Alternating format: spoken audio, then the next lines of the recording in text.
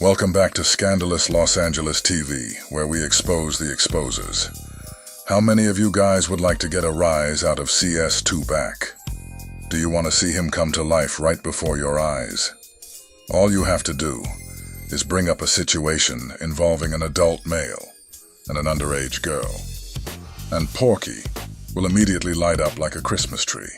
Playboy Cardi's lawyers hit us up and asked us to take down the Ruby Rose. Oh, they still consistently hit you up? Not consistently, but every few years I get this. And my whole thing is I'll just point them to TMZ article and say, look, there's a domestic dispute. Do they want to pay you to take it down?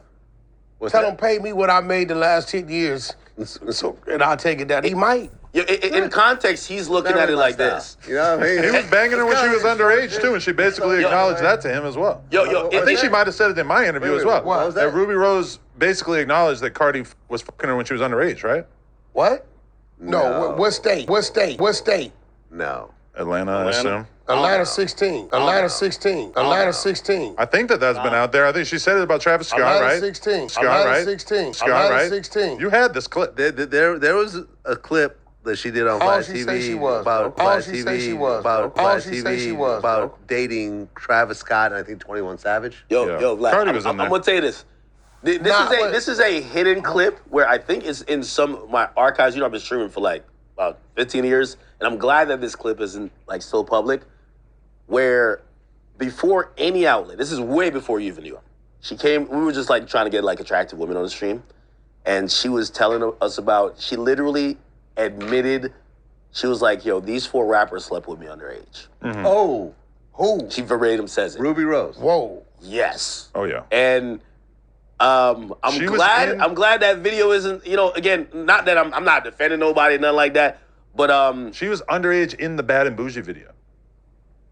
What does that mean? What does that mean? What does that mean? I don't know. I'm just saying it's kind of out of the ordinary, right? Typically when you watch a video, you don't really worry about that, right? Just in the video, she doing something in the video. No, I'm just saying she was in there. She came on my stream, like she was basically trying to like gaslight a little bit like what you were doing in your interview. Yeah. Essentially, she got off the stream and the whole chat was calling her out, and I'm like, yeah, I know she was lying. She was still watching, and she called me back and she said, listen, all right, I'll tell you the truth.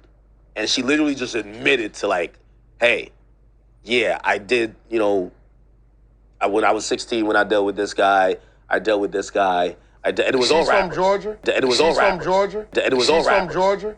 Well, I don't know if she's from Georgia, but she was talking about rappers. 16 is a legal age of consent. Talking about rappers. 16 is a legal age of consent. Talking about rappers. 16 is a legal age of consent, Georgia. And that's what I thought, because she did that maybe a year or two before you even got to her on my stream. Not to say I condone it, but Georgia, Jersey, it's a lot of Nevada, legal age of consent. That's why I thought she was. His ability to rattle off the legal age of consent for every state off the top of his head, especially in such an enthusiastic manner, is deeply unsettling. It suggests that he might have an unhealthy obsession or fixation on the subject, which is a classic sign of a sex predator. This kind of response goes beyond casual knowledge of the law. It implies a disturbing level of familiarity that most people wouldn't have unless they were involved in or had an interest in predatory behavior. I thought she was kind of like, she was doing an interesting posturing move where she knows exactly, like, if you don't want to say that, don't hint to it. Yeah. Because in the past, and again, I'm glad, I think this is a Bergen file, I hope nobody finds it. I think I've even tried to go find that clip, like, just to like look at him like, yo, I can't believe she turned into someone, because now it's gonna matter if later on she was like, and that's why I said what I said. Like, at some point, if that OnlyFans money ever run out, she's coming out with, hey, all these rappers she's named, at that point were like up and coming. She's gonna write a book. It was up and coming. Well, someone all these rappers now are huge superstars. Right. Yeah. Which, just pray that OnlyFans money keep going. You know what I mean? She got a good nest egg. And she might get wiped up, man. You never know. She can still tell. You never know. Shit. She might go. If a documentary series come out and want to give her like but some would checks? people really give a fuck about like, hey, Travis Scott was like 20 banging Ruby Rose when she was 16 and this was like 15 years ago? Yes. You think people are really gonna care? In this climate, hell yeah. It ain't gonna matter if they were in Georgia or a state where the legal Well, that means there would be no charges. They're good. Yeah, but to drum up a narrative, especially, you know what happens now. It's like, maybe if it's an isolated incident, it doesn't happen. But then, like, for example, like now with even Drake, they're like looking for anyone who's underage Drake has ever like even responded to. Yeah. Because now it becomes a narrative. Once it becomes a narrative, it's like, you know what I mean? Like, even if it's not true, they're just going to paint you know? Somebody's going to always say something about it. It's always going to come up. You're always going to find yourself defending yourself one way or another. That's just how it works.